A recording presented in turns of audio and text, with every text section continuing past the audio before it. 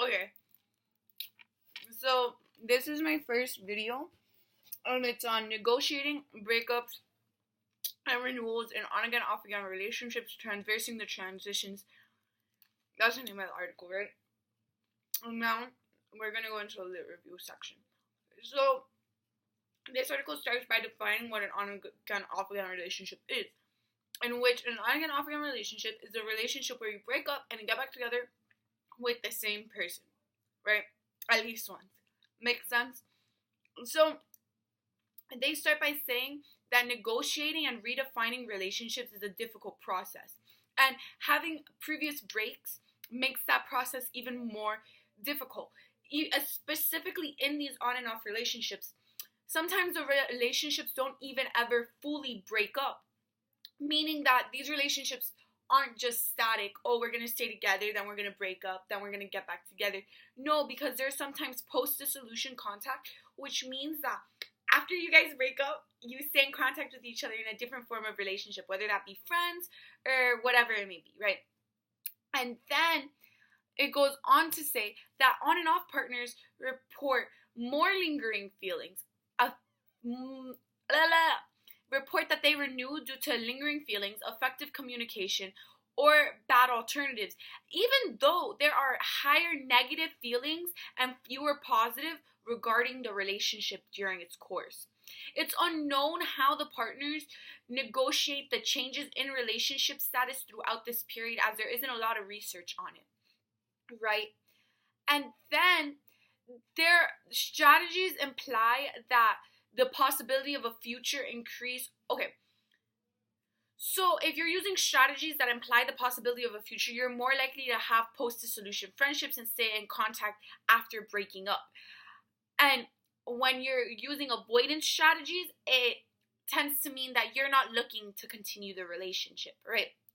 So it's kind of looking into how do people handle negotiating these new roles that they're making for themselves in their lives, and the expectations and levels of not only the physical but the psychological intimacy between the two partners in the relationship.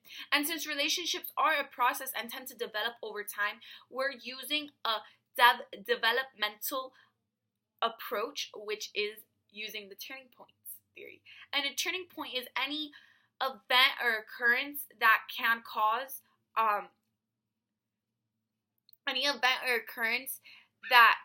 a change in the relationship.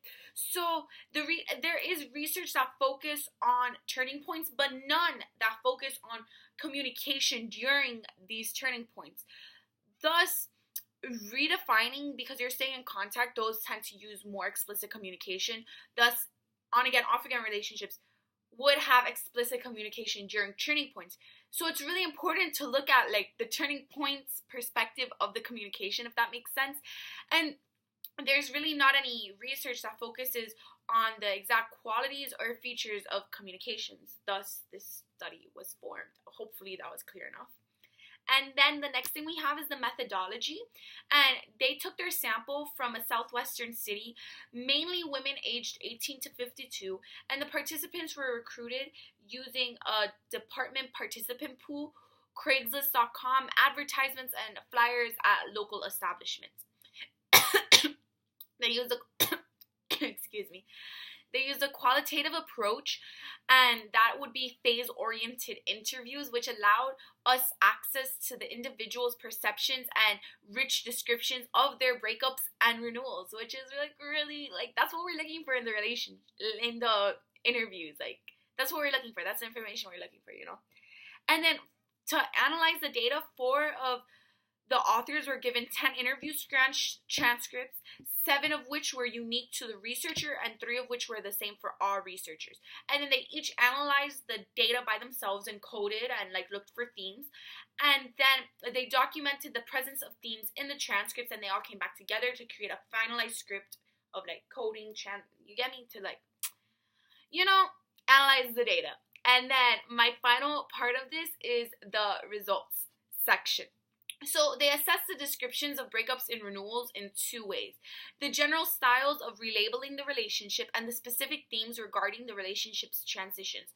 4 specific themes regarding how breakups were negotiated or managed came up, which was outside opportunities and influences, meaning there was an external factor, either I'm moving, like social not liking it, a family disapproving, I'm getting different jobs, like just the time wasn't right, that type of thing, right?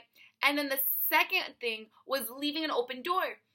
So you would break up, but it wouldn't really feel exactly over, if that makes sense. And then it's easier to come back after that because the door wasn't closed all the way, whatever.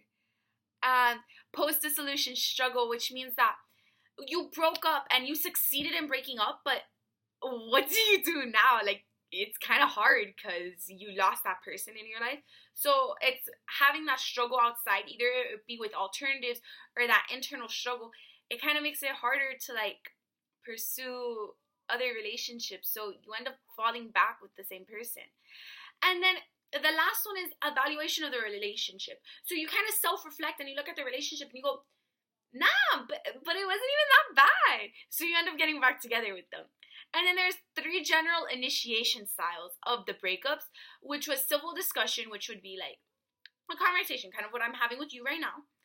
Hostile or abrupt, which it kind of came out of nowhere, and they would attack like personal qualities. Like, we're not being together anymore because you did this, that, and the other, and that's why. Period. Not the best way to handle things, but hey. And then the last one is passive or avoidant, and that would be like ghosting. Like, you just kind of stop talking to them until they get the idea, oh, damn, I don't want you anymore. They don't want me anymore. I gotta start moving on with my life. But yeah. And then the 3 general styles for renewal was explicit discussion. So you had an active like DTR, defining the relationship talk. This is what we're doing. We're getting back together. Implicit renewals, which like you just kind of like slide back into life, and nobody really has that defining the relationship talk, And implicit to explicit renewals. So you guys kind of slide back into each other's lives, and then there comes a specific moment where you have that talk, like, oh, maybe we're like together again. That thing. I'm sorry, I'm eating a candy cane. I shouldn't have done that. Anyways, the 3 specific themes regarding the negotiation and management of the renewal was setting terms and conditions. This is how we're going to behave once we've broken up. This is how we're going to behave once we moved on to this friends with benefits relationship. This is how we're going to behave as friends. This is how we're going to behave when we get back together. All these promises and stuff. Then perceived change in partners. So you look at your partner and you're like, damn, they're a good person now. They're changing. All that stuff that was holding us back before isn't there anymore. So we can actually get together, right? And the belief that the renewal was a temporary or trial renewal. So you never even felt like the break was really meant that you guys were over. That type of thing, right? And then themes that emerged highlight the roles between explicit communication between partners and the individual evaluations and interpretations of the relationship, and factors external to the relationship in facilitating or impeding changes in relational status. Meaning that it's just talking about all the different roles that communication played and outside factors played in the relationship.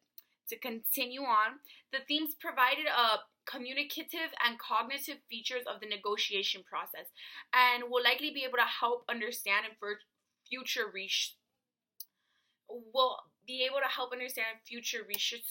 the relational transitions, because it's kind of giving a framework for this is usually how communication for breakups and this is how communication for renewals go. So it makes it easier to have more like expansive research, if that makes sense.